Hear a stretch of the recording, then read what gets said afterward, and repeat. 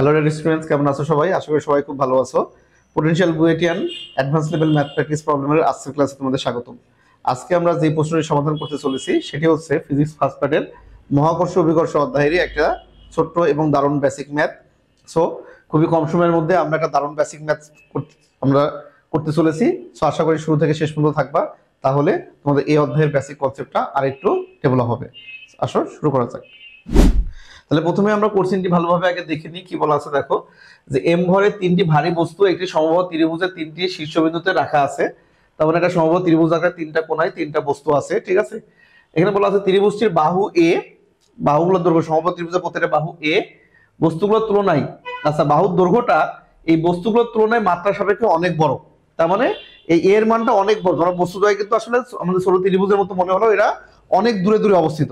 তার মানে তুমি তিনটা আলাদা আলাদা গ্রহ হিসেবে তুলনা করতে পারো যে এটা একটা গ্রহ, এইটা একটা গ্রহ, এটা একটা গ্রহ বা উপগ্রহ সেম ভরের, ঠিক আছে। এরকম ভাবে ভাবতে পারো এর মানটা এদের মানের তুলনায় অনেক গুণ বড়। ত্রিভুজের কেন্দ্র পি থেকে আমরা বলছি এম ভরের অপর একটি বস্তুর মুক্তিবেগ কত। তার মানে এই ত্রিভুজ, এই সমবাহু ত্রিভুজের একদম কেন্দ্র থেকে একটা বস্তুর মুক্তিবেগ, মুক্তিবেগ মানে একে এমন একটা বেগে এই মাঝখানে আছে যেটা তিনজনে তাকে কি আকর্ষণ করে ধরে রাখছে। এই অবস্থায় সে এখান থেকে কি করবে, মহাকাশে অসীমে চলে যেতে চায়, তাহলে তাকে কত বেগে এখান থেকে নিক্ষেপ করা লাগবে বা এখান থেকে যাত্রা করতে হবে, এটা আমাদের নির্ণয় করতে বলছে। তাহলে কোনো একটা পয়েন্ট থেকে, কোনো একটা অবস্থান থেকে যদি আমরা কোনো একটা বস্তুকে অন্য তার আশেপাশে যে বস্তুগুলো আছে তার মহাকর্ষ ক্ষেত্র অতিক্রম করে চলে যেতে হয়, তাহলে আমরা কি জানি তাকে এমন একটা গতিশক্তি দিতে হয় যে গতিশক্তির মানটা এই প্রত্যেকটা বস্তুর মহাকর্ষ যে স্থিতি শক্তি তার চেয়েও অন্তত বেশি, ঠিক আছে। ফলে আমাদের এখানে কি হবে যে এই বস্তুকে এমন একটা বেগে মারতে হবে তার গতিশক্তি এই তিনটা ভরের জন্যই তার যে স্থিতি শক্তি বা মহাকর্ষীয় বিভব শক্তি আমরা যেটা বলি তার জন্য মানে সমান হয়। অন্তত বেশি হলে ভালো, অন্তত পক্ষে তার সমান হলেও সে কি করবে, ওদের মহাকর্ষ আকর্ষণ কাটিয়ে তিনজনেরই মহাকর্ষ ক্ষেত্রে অতিক্রম করে চলে যেতে পারবে, ঠিক আছে। তাহলে বেসিক আমাদের একদমই আমাদের কি বলা যায় যে ছোট্ট একটা বেসিকের ম্যাথ, কিন্তু বেসিকটা খুবই ইম্পর্টেন্ট। মহাকর্ষ অভিকর্ষ অধ্যায়ের এই ধরনের অঙ্ক অ্যাডমিশনের জন্য খুবই খুবই ইম্পর্টেন্ট, তাই এটা যেন তোমাদের প্র্যাকটিসের বাইরে না থাকে এই কারণে এটা নিয়ে আসা। হয়তো তোমরা অনেকে আগে করছো, করলে তো খুবই ভালো, তারপর আরেকবার রিভিশন করে নাও, ঠিক আছে। তাহলে আমরা সমাধানটা কিভাবে করবো, তাহলে প্রথমে আমরা এই তিনটা ভরের জন্যই এই পয়েন্টে ওই বস্তুর উপর কি পরিমাণ মহাকর্ষীয় বিভব শক্তি বা স্থিতি শক্তি কাজ করছে সেটাকে নির্ণয় করি। তাহলে এটা নির্ণয় করতে হলে আমাদের কি লাগবে, যে এইখান থেকে প্রত্যেকটার দূরত্ব লাগবে, ডিস্টেন্স। তাহলে এটা যেহেতু আমাদের কি সমবাহু ত্রিভুজ, তাহলে সমবাহু ত্রিভুজের যে কোনো আমরা যদি একদম সেন্টার থেকে দূরত্বগুলোকে যদি আর হিসাবে ধরে নিই তাহলে আর এর মান কত হয়। তাহলে এ আর এর মান সিম্পলি আমরা বলতে পারি এই যে বাহুর দৈর্ঘ্য যা হবে সেটা বাই √3 হবে, ঠিক আছে। তাহলে সমবাহু ত্রিভুজের ভরকেন্দ্র বা সেন্টার থেকে প্রত্যেকটা শীর্ষের দূরত্ব কত, বাহুর দৈর্ঘ্য বাই √3। তাহলে এই অনুযায়ী যদি আমরা বলি তাহলে এখন আসো যে স্থিতি শক্তি, তাহলে তিনটা ভর যদি সবগুলো ভর সেম তাহলে দূরত্ব সেম, তাহলে স্থিতি শক্তির কত আমরা জানি জি ইন্টু এম এম, তাহলে এম এম বাই আর, তাহলে এখানে আর এর মান কত এ বাই √3, আমরা একবারে বসা দিতে পারছি এ বাই √3, আর তিনটার জন্য 3 দিয়ে গুণ করে দিব। তাহলে এই বস্তুর উপরে মোট স্থিতি শক্তি আমাদের কত হবে, আমাদের মাইনাসটাকে অ্যাভয়েড করছি যেহেতু আমাদের বেগ বের করবো দুটা শক্তি সমান দিব, সো এখানে আমাদের মাইনাসের ডিরেকশন কোনো কাজ নাই। তাহলে 3 into G M M by R, okay. তাহলে এই পরিমাণ শক্তি দিতে হবে একে কি হিসাবে, গতিশক্তি হিসাবে।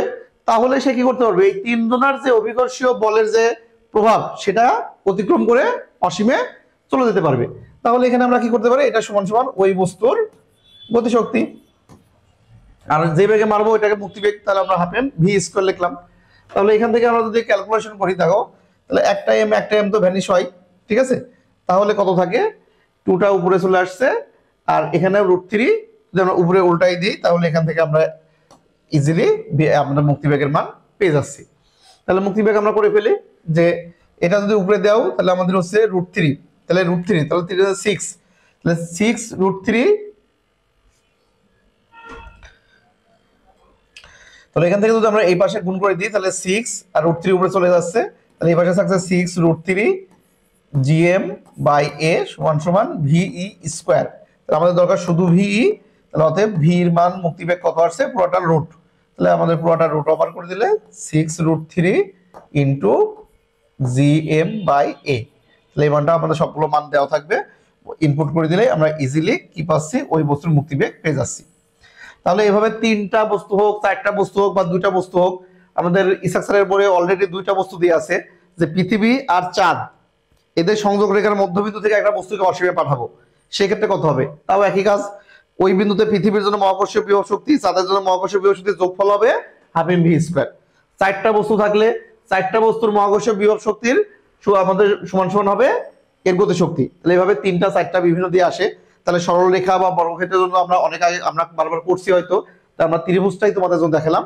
তাহলে এখানে 3টা বস্তু মানে 3টা কোনো গ্রহ বলতে পারি বা 3টা উপগ্রহ বলতে পারি, ঠিক আছে।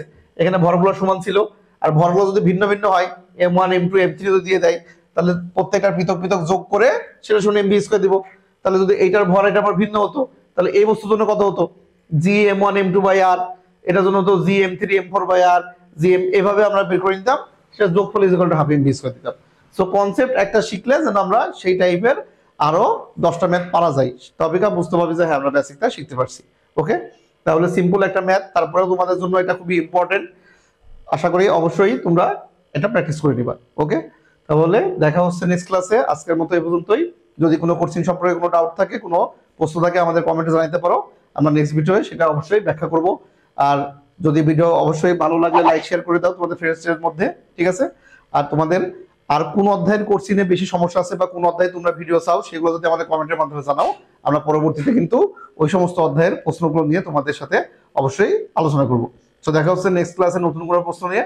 আজকের পর্যন্ত আল্লাহ হাফেজ।